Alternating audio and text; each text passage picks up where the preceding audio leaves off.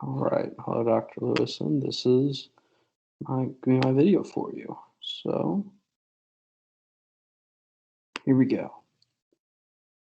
So my project is on axis deer in Hawaii and the problems that they cause. So axis deer were first introduced to the Hawaiian Islands in 1867, and they were a gift from Hong Kong as part of a trade deal. They were introduced originally to the Molokai and Oahu Islands, and now have spread to more of the islands. So I like to call them island hoppers, even though they can't physically move themselves from island to island. But the axis deer are now confirmed on 5 of the islands, and that is according to the Big Island Invasive Species Committee. Those islands include Molokai, Oahu, Lani, Maui, and Hawaii itself. So they were first introduced into Lani in 1920 by the Department of Conservation at the time. And then they were also introduced into Maui in 1959 for hunting opportunities. Uh, the axis deer finally found their way onto the Big Island by being illegally smuggled by helicopter in 2009.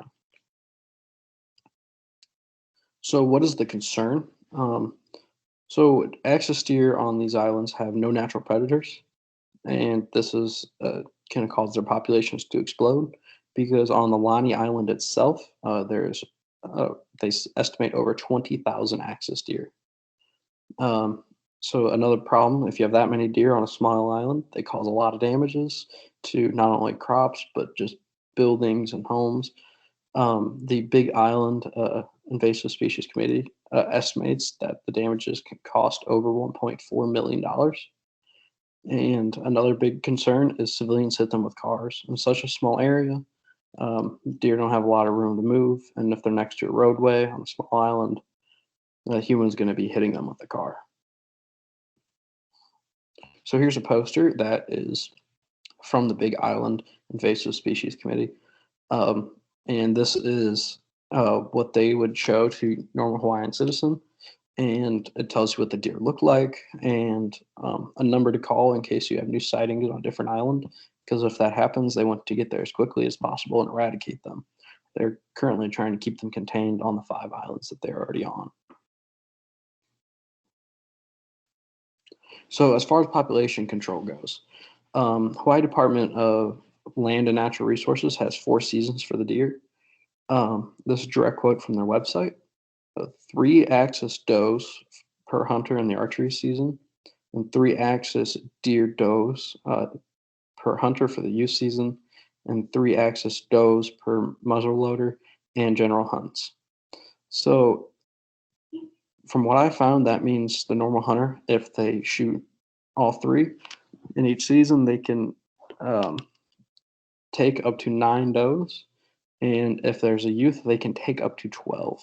So that does help with population control, but as well, the DLNR also does population control hunts on certain islands.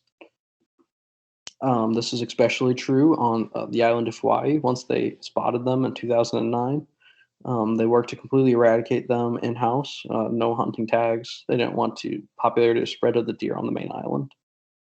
And by 2012, the axis deer was completely eradicated from Big Island, Hawaii. So, what about the future of these deer? Axis deer are here to stay on the islands. They're not going anywhere. They've established themselves too widely. Effective hunting seasons keep most of the population in check, and strict laws on live transport can also keep the deer contained.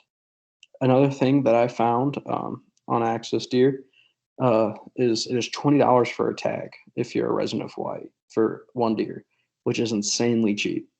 And if you're an out of state resident, it's $125 a tag, which again is insanely cheap. So they're really doing a good job of keeping population control as far as the hunting aspect goes, and they're still figuring out the best ways as far as DNR. Their DNR agency is controlling the population.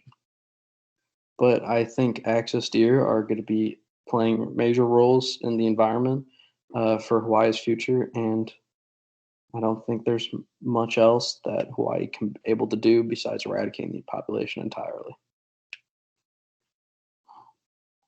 And those are my sources. All right, thank you, Dr. Lewison. I hope it's been a good semester for you. It's been a great semester for me, and I cannot wait to see you next year.